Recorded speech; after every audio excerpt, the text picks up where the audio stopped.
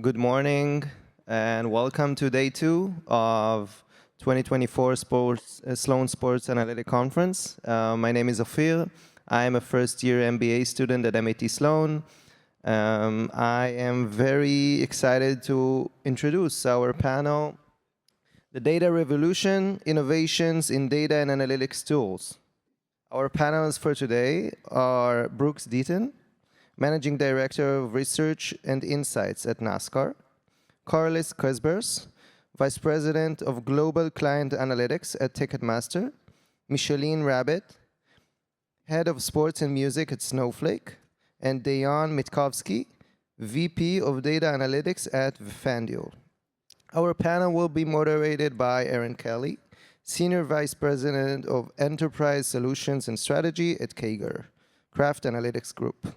The panel will be run for 45 minutes and we'll leave 10 minutes for the end for the questions. Please submit questions via the Cadence app in the event. I will screen them and put them on for Aaron to ask the panelists. Now, Aaron, for you. Awesome. Well, thank you so much, Ofer, and thank you for all your help in organizing this panel. We're so excited. Good morning. First panel of the day. Let's get excited. We've got some really great data and analytics use case stories to share. Our panelists are industry leaders across sports betting and gaming, technology, ticketing, motorsports. Each of these folks represent data creators, data consumers, data enablers, innovators, and data connectors. They sit in the middle of the most innovative data and analytics use cases at their organization and drive business value and differentiated experiences across the ecosystem. So today, we're going to start with just setting the stage in terms of current data and analytics use cases, and then we'll look into the future and figure out what's to come. So to all of our panelists, let's start with a little bit of setting the stage for folks here. So could you each describe the most typical data and analytics use case at your organization? And in what ways have your organizations innovated the approach or tools leveraged for these? I'll start with you, my friend. I appreciate it, and thanks everyone for having us up here. The use cases that are most common for us, it's all about user behavior, right? It's about understanding how our users interact with our products, how they interact with our marketing, and overarchingly just having a deeper understanding of what they do, right? Because that's the way that we can better engage our customers, right? First off, it's like product engagement. How do they engage with our promotions, right? And then how do we harness that information, harness that data? Because you can take the data, you can deliver it to somebody, but without any insights, it actually doesn't mean anything. And so for us, it's about transitioning all of that data, pulling it together, and actually giving insights back to the business, giving insights to the marketing team, giving insights to our commercial teams. And so that's where we focus a lot of our time on the analytics space, is transitioning from not only BI, but into insights. Excellent. Awesome. Micheline at Snowflake? Yeah, I would say for us, really kind of the biggest kind of impact that we've had is being able to enable more organizations to share data more seamlessly. So we all know, we've all kind of been in those situations with business partners where you want to be able to share data in order to be able to drive the most impactful business outcomes, but you're concerned about data privacy, you're concerned you don't want to be sharing PII, you might be storing your data in different clouds, you might be concerned about the use cases that are enabled with your data. But what Snowflake has really focused on is removing all of those blockers so that innovation is no longer hindered by this ability to, or this lack of ability to share data. So some of the first kind of use cases that we really saw this unlocked for were on the marketing side. So no-brainer, right? If you want your, if you're in media and you want your brand campaigns to be successful, you want to make sure that there is the right data available to enable the appropriate targeting, the appropriate measurement. It's really just the simplicity of being able to share finally in a safe environment that's driven a lot for our customers. Share and connect. Exactly. Carlos? Yeah, I wish I could record Dejan's response and just play it back. And I think it's such a cool part because when you think about what we're all doing, remove logos, remove teams, organizations, we're kind of all tackling the same type of thing. So Ticketmaster-wise, yeah, we've got our database of purchasers, of fans. We know a lot about them. And from a demographic side of things that we're bringing in, from a transactional and behavioral side of things to bring in, we're starting there. And then trying to do some cohort analysis, some segmentation, and making it actionable insights that we can hand over to the marketing team, that we can hand to sponsorship teams, that we can hand to hospitality areas to see them move that forward. So yeah, really cool that we're kind of in the same areas there. Yeah, that's awesome. And at NASCAR, Brooks? Yeah, NASCAR, you know, it may be cliche, but I feel like we have embodied a culture where everything's driven by data and analytics. And so, you know, we've always had the measurement side. We're going to tell you how we did through social, digital, attendees, consumption, engagement. Like, we've always been able to supply measurement on performance. But we also drive strategy, right? So whenever you see executions for NASCAR this year and advertising, we know from our data that there's an educational opportunity for us to have, you know, less avid fans or non-fans to understand our sport a little bit more. And through that, it has to be through the driver lens. And so in all of our creative this year, you'll see helmets off. You're going to see drivers' faces. They're going to tell the story about what it means to be a driver and an elite athlete. So, you know, using data to really drive that strategy. And then the third one's really operational efficiencies. And so, you know, some of that behavioral data or interactions that we have with our guests, how can we change the operations of some of our teams to be more relatable, communicate back to our fans and guests that experiences our races, and know what they're feeling, know what their history was, and be able to talk to them on a personal level. So it really has been transformational to see the change that we've done to just embody data and research in all decision making that we have. That's excellent. So connecting, enabling, activating, driving business operations as well, Definitely. not only the outreach to fans. So let's go a level deeper. Could each of you elaborate on a recently developed analytics tool or use case that's been a game changer for the organization? More specifically, what problems were you trying to address? What kind of data did this new approach generate that maybe you didn't have before? And what's been the overall impact either to your organization, your customers, your partners? We'll go a little bit of a different order. We'll start with you, Carlos. Yeah, Rob Laycock talked about this on the panel yesterday, but it's been great where, you know, not too long ago, the analytics wing sat by itself. And we did a little bit of a reshuffling, and we brought marketing and we brought pricing and distribution under the same umbrella, calling it revenue and demand. Or if you're a child of the 80s, we call it RAD to keep ourselves a little bit cool. And we got some great things. One, we got the mind share of the people that are actually using the analytics to come into the room and coach us on, hey, let's look at it this way, let's look at it this way.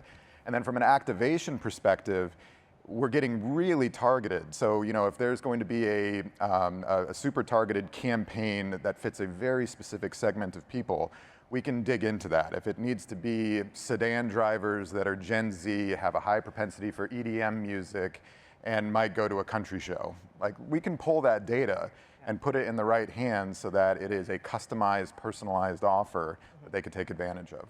Was it hard getting everybody in the room? And like, how did you get started there? What did that first meeting or two look like? Yeah, what's funny is we did a really good job of collaborating prior to that, which was great, but to formalize it made it wonderful.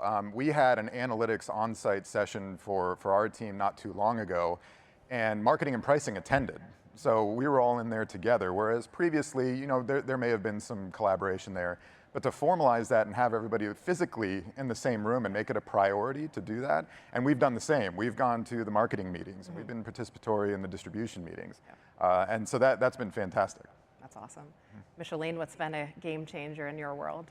Yeah, I would say kind of in a similar vein to data sharing, one of the big things that we've enabled was kind of a couple of areas. So we somewhat recently launched native apps on our platform. So again, kind of our whole approach is we want to make sure it's easy to bring, make sure that it's easy to activate on your data, right? So in the same way that we're enabling ease of sharing, we're also enabling your ability to take action on your data by bringing apps directly onto our platform. So what that does is instead of having to bring your data to the applications, it's about bringing the applications to the data. And so again, you don't have to deal with kind of the concerns around passing data back and forth. Again, you also get to leverage the fact that if you are partnering with someone and there's a use case that you want to enable through an application with a partner who is on AWS versus on Microsoft versus on Google, it doesn't matter. On Snowflake, you are just layered on top and able to kind of leverage those applications across kind of regardless of provider. Yeah, so limiting, really reducing the barriers then to be able to get started. And Yeah, drive the exactly. adoption And making value. sure that the tools are very easy to implement because, again, what's the value of data unless you can take action on it easily?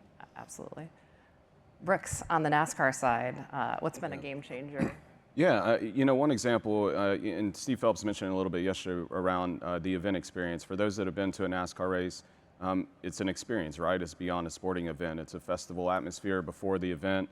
And so really, when we looked at how are we going to drive value both for our fans, but also our partners. There's a lot of partners that activate in what we call our midway. And so we wanted to reimagine what that experience could look like. And so we've brought on board called the NASCAR Experience, and it's a huge footprint that has a lot of activities to do. There'll be a trophy case there, a show car, photo opportunities, lounge areas, stages with a run of show. And so it's a pretty produced piece of land. And so what we've done to just really understand, we've done some spatial tracking to understand dwell time, both within that footprint and for our sponsors. So actively tracking where crowds are going. We've had on-site QR data capture, real-time feedback with the different displays that we have within the footprint to understand what's driving that experience that we're trying to get. We also embed kind of a question set in our transactional post-attendee survey that dives into that experience as well. And so now we can take that data and really understand the consumer types that are either enjoying the experience or optimization of the experience. And so that's really been a game changer for us to lift up this new experience that's threaded together and really lay in the landscape for what that looks like in the future. For what is a huge footprint at most NASCAR tracks, how can we orchestrate a more coordinated run of shows so it still drives that excitement for our fans, but drives even more value for our partners when they're activating and getting some lead generation. Yeah, that makes a ton of sense. And again, it's like, I feel like there is a theme here about just reducing the barriers to be able to have that experience and how to use data to create those connections. Absolutely. Dan, game changers. For us, it's been the technology. Yeah. Right? I mean, we have so much data that sits in so many different places that bringing that data together and then actually making sense of it. Yeah. So that's the first step, because without good data, you're not going to get good insights. Like, it has to start there, right? And I mean, for all the students, you open up your Analytics 101 book, right? Page 1, descriptive, but then going from descriptive analytics to actually predictive analytics. And I think that's been a big game changer for us. And the use case that I want to relay is, we now think about predicting user behavior and using that within our segmentation and how we engage with our customer base, right? And so instead of thinking about what have you done, we do harness that. But then we think about what do we think you're going to do? What do we think you will like to see? And so we use that segmentation in our marketing. We use that segmentation in also how we advance our products. And so I think, like us, it's that connectivity between technology, leveraging the technology, and then advancing our analytical skills and using that in order to just give a better engagement, a better user experience. Because for us, it's always going to start with the user. It's always going to end with the user. So what's that experience like, and how can we take, how can we use partnerships like a Snowflake, just to advance how we do analytics? Two quick follow-up. I'm just curious, size of data that you're dealing with on a daily basis. Like, just give us a little bit of understanding of that. Our warehouse, our data warehouse, migrating to the lake, but our data warehouse today, we process 6 terabytes of data a day. Okay. All right. So for people who don't understand that, conceptually, if you want to understand that, if you were to take that data, print it out, put it in a binder like an Excel, put it in an encyclopedia format and lay it flat, it would go from here to Charlotte. Okay, that's how much in one day. That's how much data that we compute every single day in our warehouse. So think about, you have to have the technology. Well, it like accentuates the fact that the tech, you can't do any of what you're doing without the tech underneath to be able to make any sense of that. Yeah, I mean, at that point, you're fishing when I actually want our analysts to be hunting. Yeah. Right? Sorry, that makes sense. Maybe it's a terrible analogy, but I want my analysts to be very precise on what they're doing. I want them to understand what they're looking at. With that much information and that much data, you have to have partners, and you have to have these technology partners that do it really well for you. So it's that partnership is just key in order to orchestrate the data and get it in like a very usable format. And what we see is there's an increase for, honestly, our revenues. Right? It's for our business, and then because we're getting a better better engagement to our customers, we get better business out of it. I think there's a really cool thing happening right now in our space to where we're all trying to find the balance between technology and the person. Yeah. And we all want to develop it all in-house. We all want to do it on our own. But there's some really good use cases where you should say, it's not us. This partner over here is actually really doing well and could help us to help our clients, which should always be the focus at the end of the day. And we're doing the same thing. So cool to hear the balance between those two things. I'm going to jump back in. It's a big jump for a lot of people, especially people who are analytically minded. As like, you know what? I can just do that myself. Yeah. You know what? I can build that myself. The reality is, like, lean into your partnerships because you want to focus. Again, as an analytics organization or any analytics organization, your goal is insights. Yeah. Right. Your goal is not merging data. Your goal is not connecting data and finding it. It's just getting to the insight. Yeah. So the more time that you can give to your teams to do that, the better they'll be at their jobs. Yeah.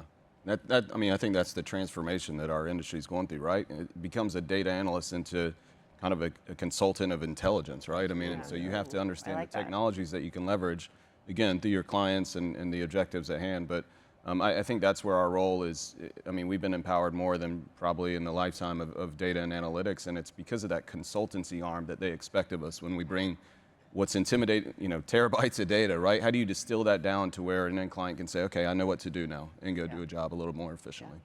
And I think that the good news is the business leads are all being challenged with data needs to be at the root of any business strategy and all of your decision making. And so it just makes it so much easier to kind of work with your data analytics teams, because if you're, if everyone is aligned that should be the foundation, it makes it all kind of a whole more seamless approach, right? 100%. And I mean, I think There when should it's be no aligned, strategy without the data that, Yeah, and when it's insights, aligned with the vision, that's when you can have the confidence to actually tie the right partners together, right? And not feel like you have to take that all on yourself internally or whatnot. So let's actually talk about organizational change a little bit, because I think obviously great insights and experience that you guys are driving. So as your organizations have innovated, what challenges have you encountered in managing and interpreting the results, either of previous tools or newly developed tools? Dan, I'll start with you. For us, it's just been the growth of our business. I mean, and for sports betting, when I joined FanDuel 3 years ago, we were live in 8 states. Now we're live in 21 states, right? So there's a proliferation of all of this data coming in. And then we are also advancing how we collect data, right? Qualitative data, not only quantitative data, right? That's going to be surveys out to the market, but also in product. So all of these data sources coming in. And the challenge is these data sources live in different spots. Right? Yep. And I mean, here, we'll just say silo data, Sure. right? So how do you bring that in together? And how do you do that in a way that A, makes sense for the business, and B, is accessible to everyone in a scaled way? Yeah. Because when you don't do it, then people are scrappy. They'll get to the data however they need to get to the data. People have jobs to do, right? And we have a model, best intentions. Yeah. People do the best thing that they need to do because, hey, they have a deadline to hit, they have an insight that they have to get to. And if you don't orchestrate that in the right way, then all of a sudden you might have different numbers, different metrics, when they all should be similar, they all should be the same. So I think that's been one of our biggest challenges, is with how much we're growing and how much data that we're producing every single day, how much new data we're producing every single day. How do you bring all the new data in? Because somebody wants to use it, and if you don't bring it in for them as a data team, then again, they'll get scrappy, they'll just go get it themselves. So Have there been any tactics that you've used to try to break down some of the walls, while also making sure the governance and other pieces like that are in place? yeah, I think you just said it, right? I think it's the governance. And again, I mean, everyone can always mature more in that space, but for us, it's about how do you centralize metrics, Yep. right? How can you make sure that the calculation for, just call it retention rate, is the same across your business units and your business lines, versus somebody or the different business units recalculated themselves. Now, it's okay, again, if they have different understanding of it, but how can you make sure at least the people within the business units all use the same metrics? So I think that's the approach that we're taking, right? And again, it's maturity there. Like, we'll continue to mature in that point, but I think that's where you have to give people the tools that they need. Again, let them get back to what they need to do, which is the insight, and don't worry about the orchestration. And Micheline, from your vantage point, kind of what are some of the challenges that you've seen in terms of that interpretation? Yeah, I mean, I think one is pretty basic, right? Like the tools need to be simple, and it needs to be possible for the business leaders to have access to the data in addition to technical leaders, right? Because you can't always be kind of hamstrung by having to kind of wait on availability for another team or resourcing in order to get the answers that you need. And we all work in a very fast-moving business. And even if you have the right answer, if it's too late, it doesn't matter, right? It's completely irrelevant. So my background prior to Snowflake was I was on the sports media side with Yahoo Sports, with Bleacher Report, doing lots of content licensing, content distribution deals. And I will say that, of course, in all of those negotiations, data was absolutely at the root. And with Snowflake, what I was really excited about was our tools are getting easier and easier for business users, such as people with my background, to be able to leverage those to make decisions quickly, accurately. That's a big one. And then, of course, cost, right? Cost is always going to be what we're all up against. And I think with Snowflake, what we found to work really well for our customers is our compute models. So you only pay as you go. You only pay based on the actual kind of business value that you're generating, as opposed to any sort of base fees. And so, at least for our customers, it's worked pretty well so far. That's great. Carlos, you all are interpreting a lot of data all the time for your clients. What are some of the challenges that you've run into as you've either introduced new frameworks, tools, methodologies there? Yeah, I'm sure everybody's gotten this email, but hey, this is awesome data, but what do I do with this? Yeah. And so we are constantly balancing what level of granularity do we want to play with here. And it changes by client. You've got really sophisticated clients where they say, give me the raw data, give me all you got. We'll take it from there. And then we've got others that are curious, and that's where we need to take more of that consultative approach and dive into there. But it's a lot of data. I mean, on our side, we've got a couple hundred data points on most of the people in our ecosystem, spanning all across the different things, from gender to what kind of car they drive to how much money they're typically spending in various areas of live entertainment. Handing that over to someone without any context or storytelling, it's just not going to work, and then it's all gone anyways. Right. So we try to find the balance of what are we giving them, what's the story behind it, and then how can we also be respectful of their business so that we're not coming off as saying, you guys should do this. It's, hey, we found some cool data. We think it could be helpful to your organization. Let's work together to see if we can make it happen. That's awesome. I'm going to jump in on that. I love that, by the way, right? It's why am I doing this work, right? What is my insight, right? Here's what I want you to do with it. And then last step is here's the impact that you should see. Right? Should see, right? And but again, like a consultant, like an internal consultant, that's the framework for a good analyst and a good piece of analysis. And if you don't go all the way through to, hey, here's what you should do and your impact that you should see after that, I don't think you're done. That's our KPI. Yeah. We start a lot of processes, especially in the custom world, of 3 questions. What do you want to learn, among who, and what are you going to do with it? And so we kind of task them to start thinking about how to put that data into motion. A lot of what Carlos said is kind of where NASCAR is too. I think it's an educational journey for us.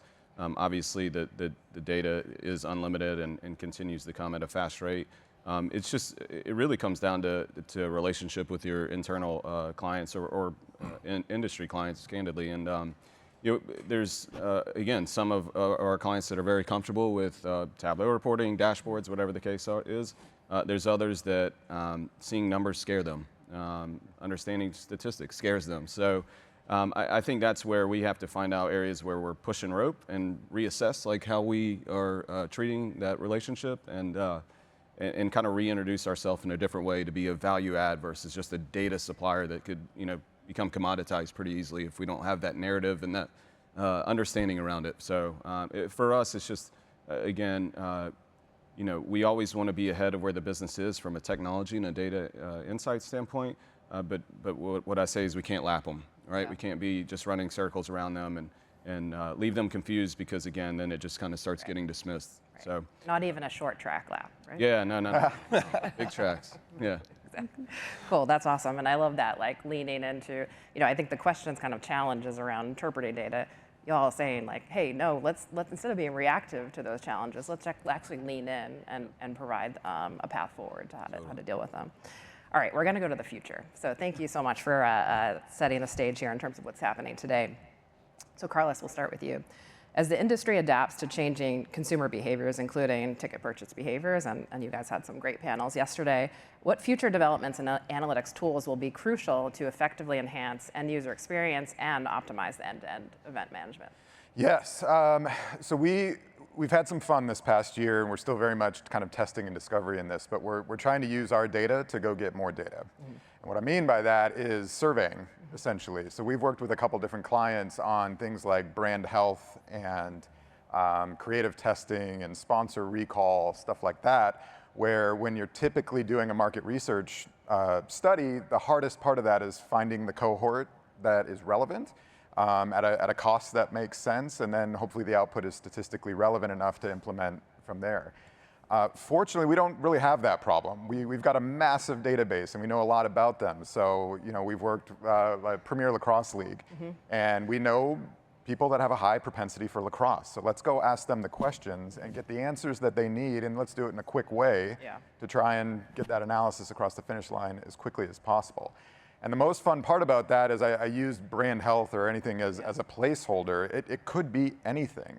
So our clients do an awesome job with post-event surveying and all of that kind of stuff. So what can we come to the table with to provide that outside look with people that may not be in the database but might be in ours and kind of finish drawing that circle for them? Yeah. How have you seen that blend of kind of that non-transactional data, that research, in with the like what does that actually look like as you guys put that together? Oh yeah, it's awesome. Yeah.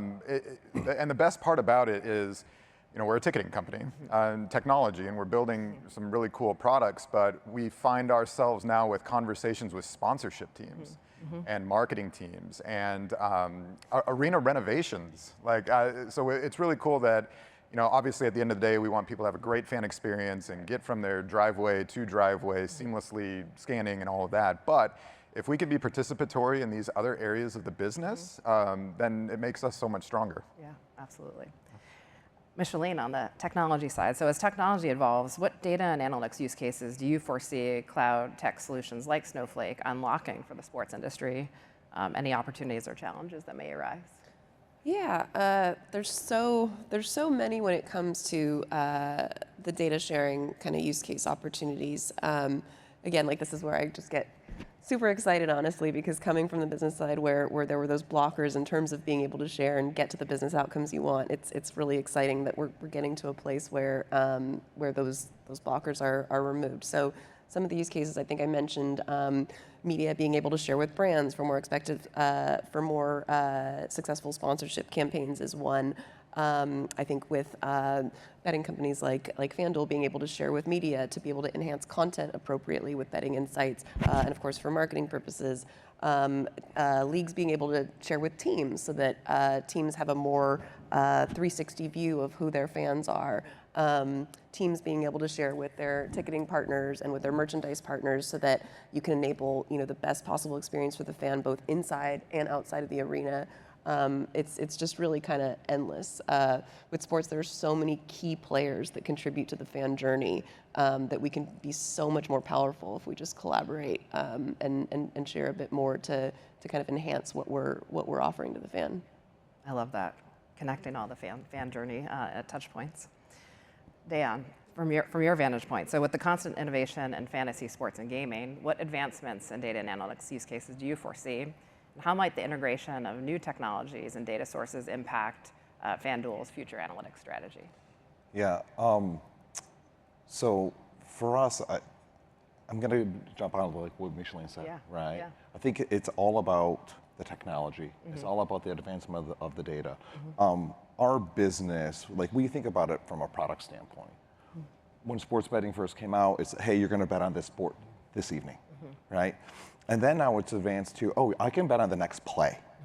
I can bet on what's going to happen for the rest of the game, right? And I think about that from a user perspective.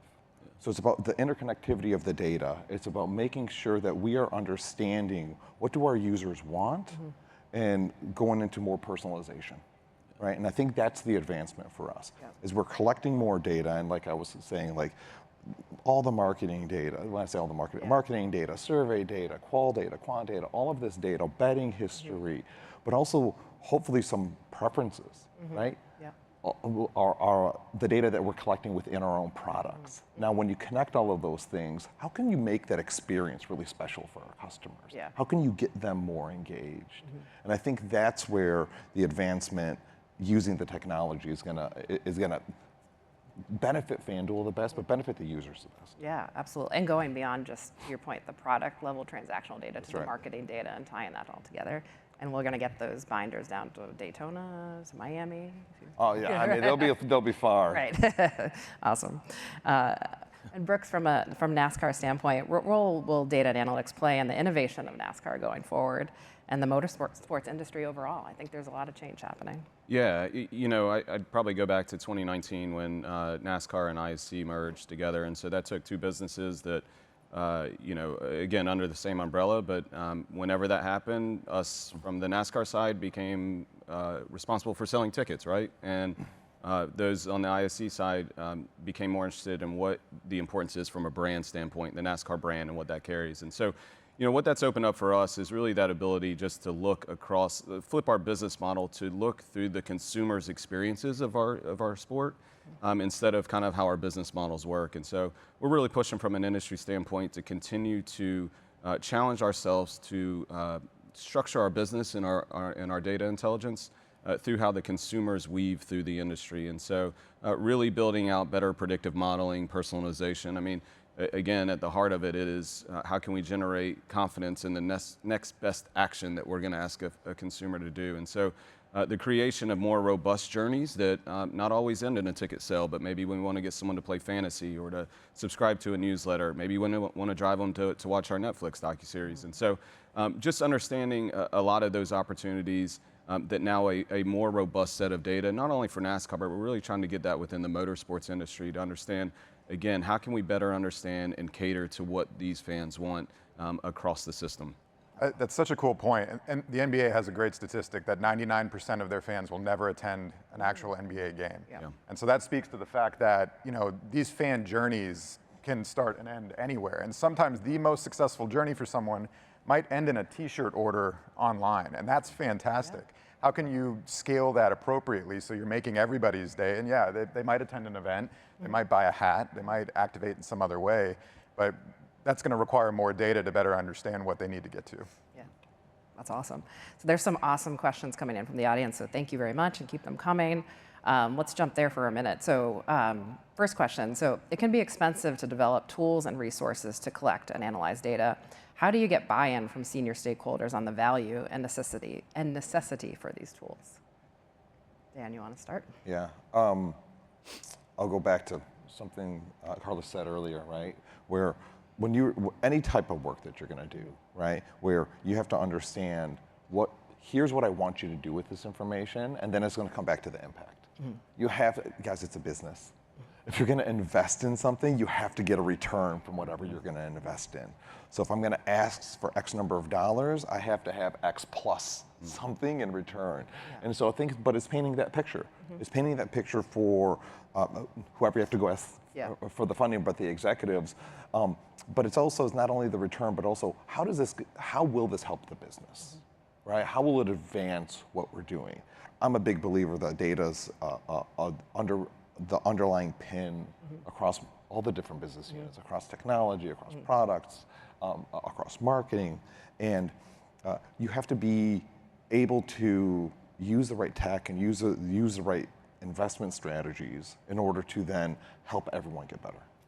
Well, more times than not right now, analytics teams are seen as cost centers, and that mindset needs to flip. They have to be seen as revenue producers. It's not going to be the same for everybody, but hopefully, you know, if you're building a prospect model that gets deployed and it creates a large amount of revenue, you know, should the analytics team claim all of that? No, absolutely not.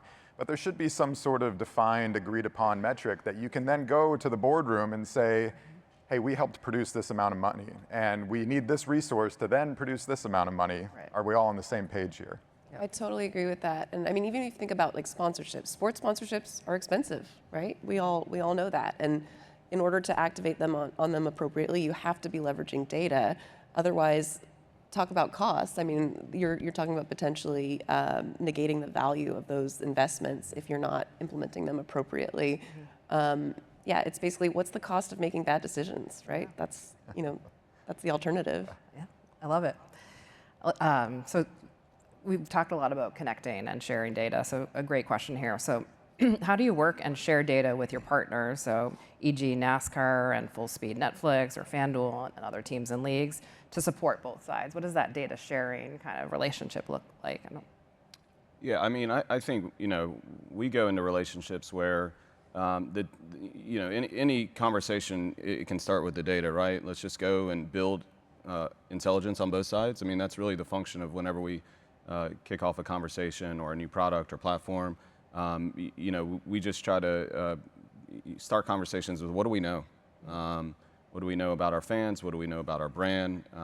From a partner standpoint, understanding what they're trying to get out of it and kind of who their objectives and any data they have to the table or can bring to the table. And so, for us, I kind of look at data as like that should be the introduction for any new relationship is here's who we are, here's what we know. And so that's really what we try to push for, as we look towards the future and our new media rights deal. There's a lot of uncertainties as to what is an audience going to look like. And so the better we can start to align with some of these new partners that we have, the better we're going to be whenever we start to create marketing campaigns and segmentations and audience analysis. And so it just starts with simple conversations of almost an introductory of who we are and what we know. Yeah, setting the table, and then Absolutely. You can figure out from there. Anything to add here in terms of sharing data with partners? I mean, we have really good partnerships with most of the with all the teams and leagues, right? And so we definitely share data across to them because, again, it's a collaborative process. You're going to get farther together than you are by yourself. And so, being able to help our partners understand how users are behaving, how they're behaving on their end. There's a lot more to get done out of that space, but I think for us, it's very similar to Brooks, right? As long as you're collaborating with your partners and advancing both sides, right? It's a win-win, and you can do that with data. Awesome. Another question here. So what is the biggest innovation in tools that have improved your abilities to actually collect cleaner data? Cleaner, in quotes. Micheline, anything from the Snowflake side? Yeah, I mean, it's kind of, the essence of our platform kind of in its entirety, right? We enable, the biggest thing I think is, and what our customers get most excited about is they don't have to have concerns about governance and the safety of their data. They know that when they enable data sharing, that not only, of course, obviously, it's securely being shared only to the appropriate partner, but also for very specific use cases, it can also be role-based in terms of who has access to the data. They can see who's looking at the data. They can see who's taking action on the data in any capacity. So I think that level of ability to really kind of keep tabs on what is happening with your data at a very, very granular level is what I love that definition. You're like taking that cleaner, and it was in quotes, from like standard to actually like what's the right governance and user role and permissions framework. That, if you think about it, that's where you're going to spend a whole lot of time not even looking at the data before you can actually touch maybe a messy data set. That becomes almost the easier part, is the messy data set to fix up. And that's, I mean, you think about the changes that are going to come from what we know about anonymized users here soon. Our goal is really to grow our database. And so I'd say where our role is how do we smartly grow our database, right? Because it's easy to grow, right? It's easy to get more numbers, but how are we going to execute on it smarter? But intake it smarter. So finding technology companies and partners to help us understand what data is most meaningful to have that growth opportunity is really key for us to grow in a smart way, not just grow. Yeah. I'm going to jump in there. Yeah. When someone says clean data, when you're merging data sources, it's not clean. I know. It's never clean. So for the students out there, when you get into work, like the data's not going to be clean. And this is going to be a little bit about the future state of data, right? And how do you leverage the technology? How do you leverage partners like a Snowflake, right? To help you ingest that data, help you normalize it, help you govern that data, and then you can have a repository of clean data, right? Because, I mean, if you rewind 10 years, analysts, 10 years, even sooner than that, right? Analysts are cleaning the data themselves. Yeah. Even today, analysts are cleaning the data. They're trying to merge two data sets, and they're manually doing this. It's time that's taken up from their day that they should be looking at insights, that they should be looking at the data in a unique, strategic way. And I think it's hard, right? But that's where the future should take us. Again, working with our partners to make sure that you know, you're not doing it all yourself, because the technology is going to be there. Listen, we're on a panel. We're on a panel, and no one said AI yet. Okay, so here I'm just So going glad to you say said it. it first. I'm going to say it. First. Well, but listen, here's a reality, right? You can lean into these technologies in order to help you do this. You can lean into modeling that can say, okay, here's how I want the data structured. Take these 4 different sets and structure it in this way for me. And you don't have to do it yourself, right? Now, again, you have to monitor it, you have to govern it, but that's where that's where we're headed, right? And you have to embrace that. And it's like, and I'll be honest, you don't have to build it yourself. There's companies that are doing specifically that for you, so lean into that and leverage that, because that's how you're just going to become better, because speed matters. Getting to market matters. And it's ongoing, like it doesn't stop. You made the point of, as you bring in new data sets, things get messy. It's like my 10-year-old daughter comes out of her room and says, hey, Dad, I cleaned my room. Great, and then 3 days later I walk in, I'm like, what the hell happened here? Like, as it gets messy really, really quick, over and over and over again. So you have to constantly be on and making sure everybody's looking at it all the time. One of the processes we try to do when we bring on new data, new technology, whatever it is, we try to be kind of the liaison to bring those companies to our client side of the business, so they can hear, again, an aspect and a POV that you know, data and analytics people sometimes can't communicate effectively. And so to bring them together, one, I think it gives the company that we're working with a better understanding of our DNA and where we're trying to go through those that are going to execute it. And so it provides a layer of transparency and an understanding that now we know the common goal, and from a data and analytics standpoint, how are we going to go achieve it versus what we just heard. So there's actually an awesome question here for you, Brooks, and kind of leaning into some of what you talked about with the NASCAR experience. So traditional NASCAR fans and new NASCAR fans have differing wants from the sport. How do you use data to find a balance between those two fan types? Yeah, you know, at the end of the day, what motivates people to tune into sports or NASCAR in general is, you know, competition, social belonging. A lot of the characteristics are the same that we see no matter who the fan is. I think where we really start to see the difference is their engagement touch points. And so, you know, more of our legacy fans, established fans, they traditionally came in from TV and a family influence. When we look at kind of our new set, we have about 30% of our fans who raise their hands, say, I've been following your sport for 3 years or less. Their entry points, it's still seeing on TV, so broadcast still, distribution, media is still important. Social media is number 2. And then you look deeper in the data, and it's really just that cultural relevancy. How is it crossing their lives and intersecting with, again, maybe it's fashion, maybe it's merch, maybe it's music. The intersections are so much different. So how are you prepared to introduce your brand in a non-traditional way? And so I think that's the biggest difference from what we see in fans. The fan loyalty program, the fan rewards initiative that we have is a great opportunity for us to understand that 30% of those that are joining that platform or coming in through that platform are new to our database. And so that allows us to create all new opportunities to understand how we can cater to this person who's coming into our ecosystem for the first time. We know the data richness that they provide. We get about 60% more data on these people. And so the opportunity to understand who they are from an onset through that platform is a huge advantage for us to then kind of expand that to a wider net of who we're trying to bring into our ecosystem. I'm gonna jump in please. there, right? I mean, we've said personalization up here a few times, right? And that's exactly what that is, right? Understanding the behaviors, understanding where you've been, understanding what are you consuming, right? I can talk about FanDuel. We understand what games you like, right? What games at least you're making a bet on. What games are you putting a lineup on a fantasy sport, right? We understand from our casino business, our horse racing business, all these different business units, what are your, I wouldn't say preferences, but what is your behavior dictating that you want? Now, how do we take that, right? And how do you then cultivate that, and how do you turn that into, here's what I think you should, here's what I think the next thing you want is, right? And I think that's where going into personalization and a little bit answering the question, but from a FanDuel lens, where it's understanding all of your behaviors, and then let me give you an experience based off of those behaviors. Or even more, let me then predict what I think you want.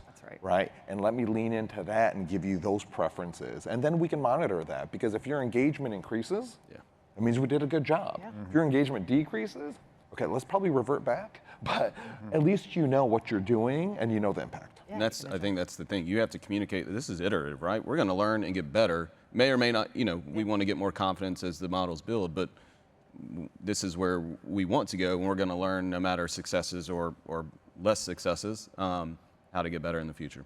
And I think the biggest point is the younger generation of fans, they expect that level of personalization. It's not, it's table stakes for them. So enabling them not only to have a personalized experience, but also an experience that they can have some level of control and interaction with in order to kind of determine what is being put in front of them. Those are super key. So transitioning a little bit to some of the people, I think an interesting question here. So as use cases have evolved, what skills or roles are you looking for that maybe you weren't before, whether that's 3 or 5 years ago? And is there kind of a new role in the organization? Here, I'll jump in. My number one trait for anyone who's in data, who's in analytics, is curiosity. You have to be curious. Like, I want people to think about things we've never thought about. I want people to go, wow, what if I combine these things together? What if I turn it in this way? And, oh, this is a new insight. What does that do for the business? And so curiosity, I think, is key. The second biggest thing, and Carlos was getting into this earlier, it's storytelling.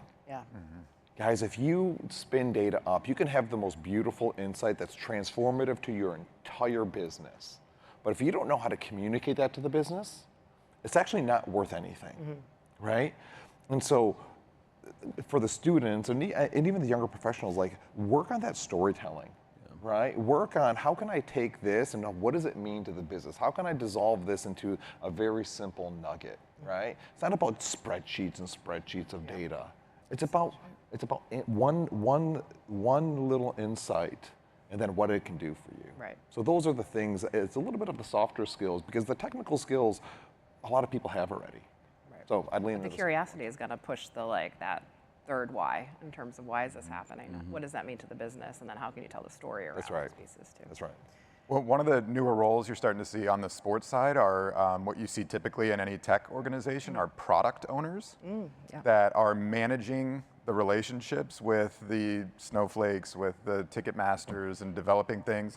And it's a really great use case, because that person is solely charged with gathering the requirements, asking questions, and then helping in the decision-making process so that it doesn't rely on a siloed environment and you receive some tech that can't help the rest of the organization. So there's a couple teams you've seen on that. So from the student perspective, the definition of strategy and analytics is getting wider and wider and wider, and you can find yourself in a really interesting role where, okay, maybe you're not the strongest in SQL or Python or anything like that, but you understand it, and you can tell the story about it, and you can carry a conversation in the room. There's always going to be a role for that type of person. I'm going to jump back in. At FanDuel, we have a data product organization, right? We have a team of people who just focus on the data, right? A data product, and that's a beautiful thing, because data is a product in my eyes, right? Everything that we've been talking about, bringing it together, merging it, like you're producing a new product, you're producing new data that people need access to, right? And you need people that understand it. You need people that understand the business side of it, and you need people that understand the technology side of it. And that's where those two things come together. So we have product managers, product owners, specifically on data. I know for us, that's grown tremendously over the last couple of years. What is that, maybe an example here, just like what's an example of a data product that then FanDuel would have? Is it like a consultant consolidated environment that you then are Yeah. empowering the product owners to do research and analysis against, or? Yeah, so exactly right, Yeah. right? Like for me, because we have so many disparate pieces of disparate systems that have the data, right? As we merge those things together and we create one unified view, right, or some type of view for a customer, Yeah. that's a product to me, Yeah. right? When we take data and stream it real time back into the product or back into a team, that's a product Yeah. to me. To me, a dashboard's a product Right. right?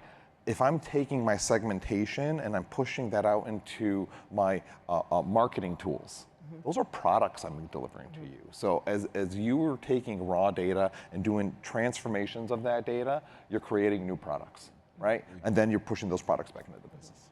That's awesome. On the role question, I mean, I think my role's maybe an example as well, right? So Snowflake has, an amazing number of brilliant engineers who've built these beautiful products.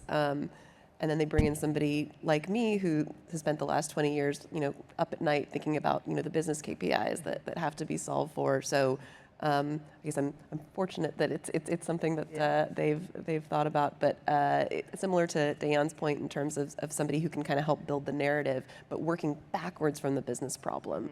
And coming to the root of the reason why those data solutions are necessary and why they're not going to be a cost center. They're going to drive revenue and they're going to drive growth. That's great. Awesome. All right, so we're going to take a little bit of a step back and then look at the sports industry overall. So curious to get your perspective here. So which sports industry issues are not currently being tackled via data and analytics? Which ones should? And what are some of the key steps required to enable the application of insights to address these problems?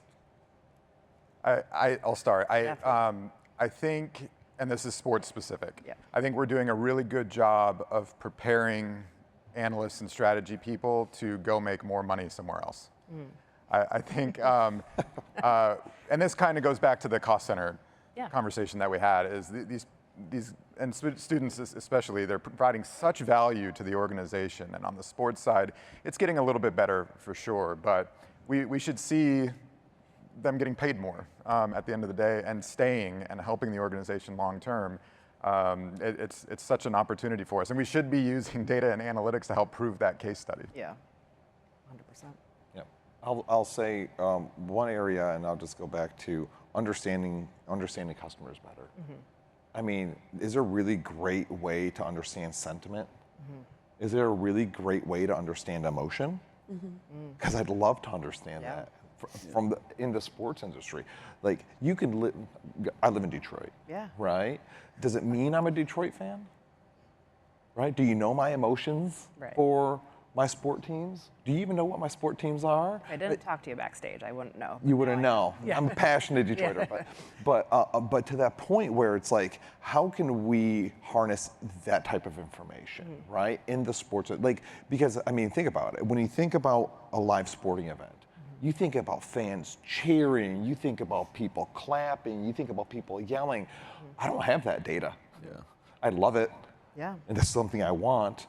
And I think that's a gap there where someone will figure out somehow, some way to harness that information at scale. Yeah. Like, you can do it out of surveys, right? But what I wanted is on a bigger scale, right? And I think that's a bit of a gap, that it's an emotional industry, it's a passionate industry, but I don't have that information yet. That's awesome. I have a pretty specific thought on that one. I think it'll be really interesting when data analytics can be leveraged to empower college athletes more. So we have this massive change in that athletes are now able to control their NIL, but how do they do that? Is anybody helping them to do that effectively? They need to be able to develop their own data sets and figure out how they want to action on those data sets, how they want to monetize those data sets. They need the appropriate tools. They need the appropriate guardrails. There's just so much opportunity. The fact that the rules have changed, that's a great start. But now how do you actually enable them to be successful and to generate value from those new opportunities that they have? And again, of course, the answer is in the data and giving that ability to control. Awesome. All right, rapid fire. It's like Abe Madcore style here. Future advancements in sports and business-related data and analytics tools on the horizon. Quick one. We'll start with Brooks. I still think we have a lot to go with biometrics, neurological measurements. I mean, I think it's getting to the emotional connections of our sport. I think you can do that through the athlete as well as through the consumer. And so I'll stay that quick. Cool. I'll use a cheesy answer. It's going to be people. Yeah. You know, I teach at the University of Oklahoma, and the students that are coming out of these collegiate programs could run circles around me today. And so leaning into what they know, the technologies that they're using, that they're getting more familiar with, we're going to have to adopt those things so that they can be maximized. I'm going to go cliche. I think it's about giving the creative leaders within the organizations access to be able to leverage generative AI, I would say. And last thought? Aggregation of kind of all of those, right? Yeah. How do you use the AI, and then how do you get back into, like I said, what I want is emotion. Yeah. What I want is the passion. Yep. And how do I cultivate that, and then I can use it to better the user experience. Awesome. Well, thank you all. This was great. It always goes quickly. So I think for me, big learning is around that connection, both on the data, but really around the partners and the ecosystem around it. And enjoy the rest of the day at Sloan. Thank you. Thank you.